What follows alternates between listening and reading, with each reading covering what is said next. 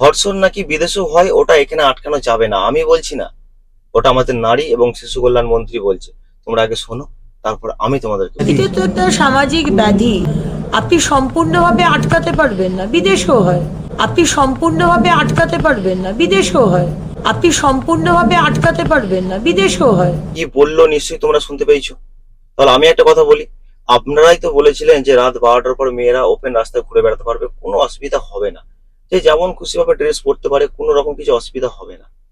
তাহলে আজকে আপনার এই ভাষণটা শুনে কোনো মেয়ে সন্ধ্যে 7টাতেও বেরোতে চাইবে না, কারণ তারা তো ধরেই নিয়েছে বিদেশেও হয়, ওটা এখানেও হবে, আটকানো যাবে না, কিন্তু শাস্তি হবে।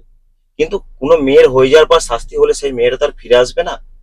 তাহলে আপনারাই বলুন, ভোটের আগে যে বলেছিলেন যে যতই যাই কিছু হয়ে যাক নারী সুরক্ষা পাবে, আজকে আর কি করে পাবে?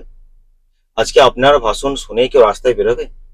তার উপর অভয়ার মা তো বলেই দিয়েছে যে আমার মেয়ে সুরক্ষিত জায়গায় ওরকম হয়েছে, আর যেটা বারুইপুরে ঘটেছে সে নাকি সুরক্ষিত জায়গায় ছিল না। তো যাই হোক, এখন এটা নিয়ে কি বলবো।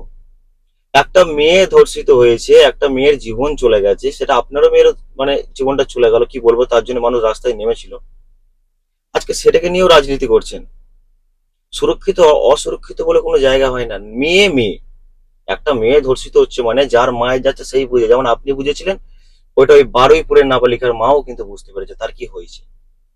তার সত্ত্বেও আপনারা এরকম উল্টাপাল্টা ভাষণ দিচ্ছেন, বিদেশেও হয়, এটা সেটা এখানে নাকি আটকানো যাবে না, আপনার মেয়ে সুরক্ষিত জায়গায় ছিল, ওর সুরক্ষিত জায়গায় ছিল না। তাহলে আজকে আমরা আমাদের মেয়েকে কোন ভরসায় বাইরে ছাড়বো? আজকে আমার মেয়ে কিছু হলেও তো বলবে বিদেশে এরকম হয়, এখানে একটা হতেই পারে, ঠিক আছে বিচার হবে, সে বিচার নাই দেবেন, আমার মেয়েটা তো আর ফিরে আসবে না, আমার মেয়েকে তো আমি আর ফিরে পাবো না। তাহলে এই যে নারী সুরক্ষার কথাটা এলো কোথা থেকে? তাহলে তো আগের মতোই হয়ে গেল, মমতা বলেছিল জ্বর জ্বালা হতেই পারে শরীর থাকলে, তাহলে আজকেও সেই সেম সিস্টেমটাই হচ্ছে, বিদেশেও হয় এখানেও হচ্ছে। আমি এই কথাটা এই কারণে তুলে ধরলাম, মানে প্রত্যেকটা মানুষের কাছে, কারণ প্রতিবাদ করা অন্যায়, কিন্তু মানে তোমাদেরকে আমি জানিয়ে দিচ্ছি যে তোমরা তোমাদের মেয়েকে বাড়িতেই রাখো, তোমাদের মেয়েকে বাইরে ছেড়ো না, কারণ বিদেশেও হয় এখানেও হতে পারে।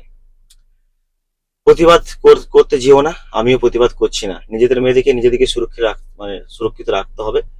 আমার বলার ভাষা হারিয়ে যাচ্ছে সব এইসব কথাগুলো শুনে। তো যাই হোক, কেউ ছিল সুরক্ষিত জায়গায়, কেউ অসুরক্ষিত জায়গায়, তো বিদেশে এরকম হয় এখানেও হতে পারে, কিন্তু শাস্তি হবে, শাস্তি পাবে, এটা মেনে রাখুন, শাস্তি হবে।